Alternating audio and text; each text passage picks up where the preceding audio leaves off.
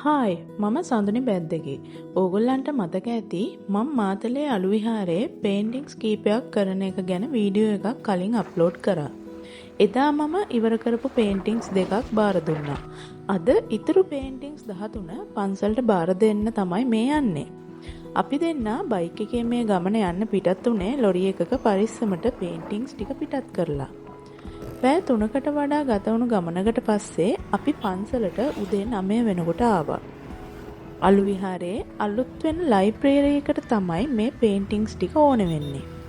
ඒ වෙනුවෙන් ඉවෙන්ට් එකක් arrange කරන්නයි අලු විහාරේ නායක හිමිපාණන් බලාපොරොත්තු වෙන්නේ.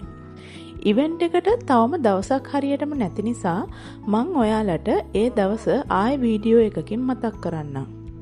මම හරි සතුටින් බාරගත්ත වැඩක් මේක.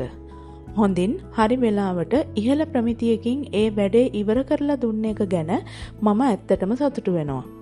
මේ පේන්ටිංග්ස් ටික අඳින්න මම කීප වතාවක් පන්සලට ආවා පුස්කොළපත් හැදෙන විදිය ඉගෙන ගන්න. ඒ process එක ඇහෙන් දකින්න. එහෙම බලන් ඉඳලා තමයි මම මේ පේන්ටිංග්ස් ටික කළේ.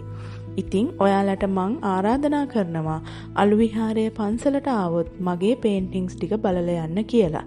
ස්තුතියි.